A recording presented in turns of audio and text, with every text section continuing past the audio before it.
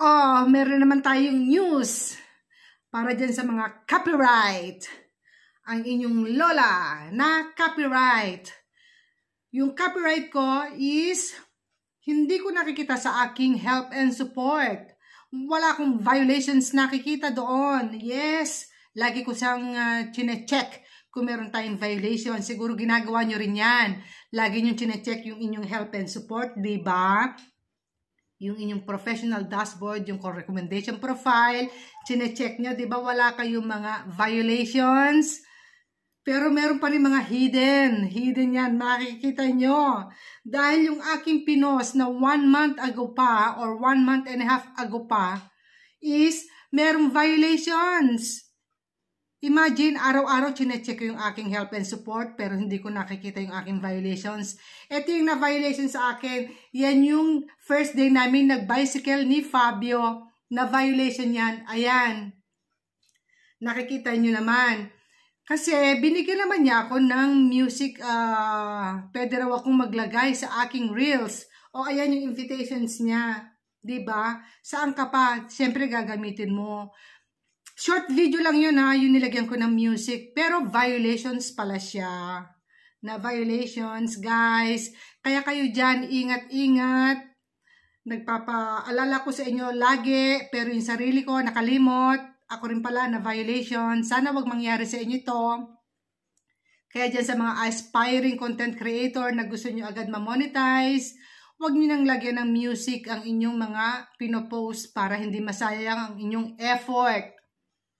Sayang na sayang lang ang effort nyo. Tapos kung kailan marami ng views, kung kailan na nakakahakot ng views, saka kayo makaka-receive ng violations, copyright.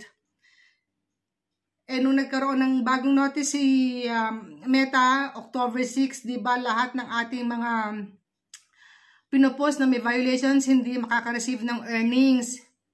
And that day, humina na ang views. Na-notice nyo ba yon? But before October 6, di ba, in one day, nakaka-100 views agad yung mga pinopost ninyo.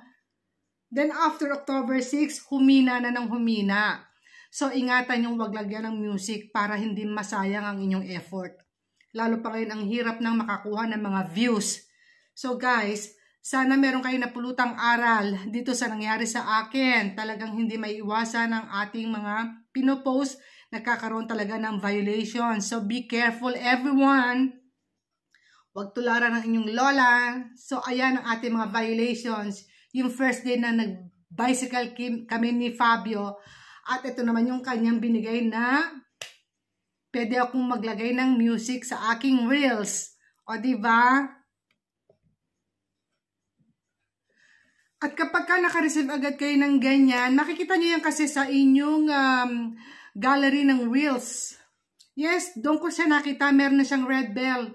Ibig sabihin nun talagang violation na siya. Ang pagkakamali ko lang is, na-delete ko siya agad. Kasi nga ayoko na marami pang ek-ek-burek-ek. So, dinelete ko na siya para hindi tayo mapalo ng husto ni Meta. Pero ang pagkakaalam ko, hindi pala dapat siya dinelete. Pwede pala siyang i-edit. Edit, meaning to say, pwede nyo yatang tanggalin yung music background and then voice over. Sayang, na-delete ko lang agad. Dapat pala, inedit ko muna. Kaya lang, wala na, it's too late.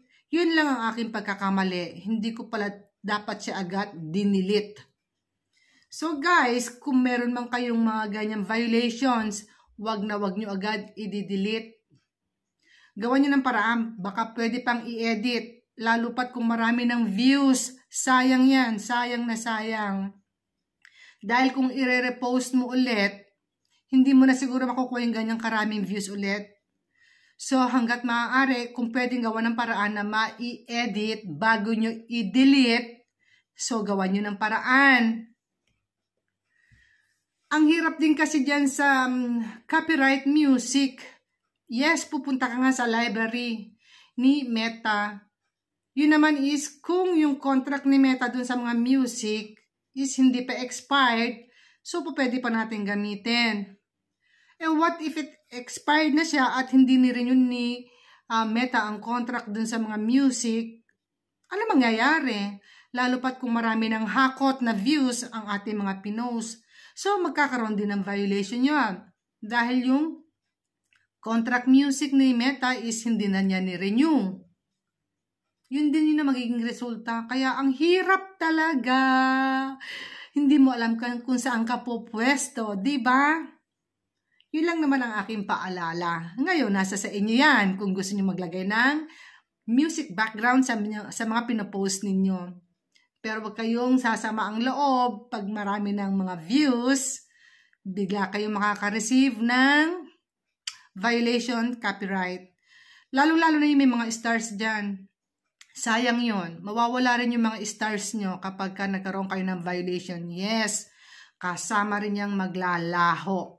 Dahil siyempre, pag dinilit mo yon, delete lahat ng views, delete din lahat yung mga stars na na-receive mo. Ganun lang, kasimple lang yon. So guys, papakita ko ulit ha, kung ano yung violations ang lola nyo. Ito, yung nagba-bicycle kami. Ito siya, ayan. Yan. First day namin nag-bicycle ni Fabio. Tapos ito naman yung invitation sa music. O, saan ka pa? Diba? Kaya kayo guys, ingat-ingat lang din sa pagpo-post. Yun lang naman ang aking masasabi. And then, wag nyo agad i-delete. Baka pwede pang i-edit. Bye! Salamat sa panonood!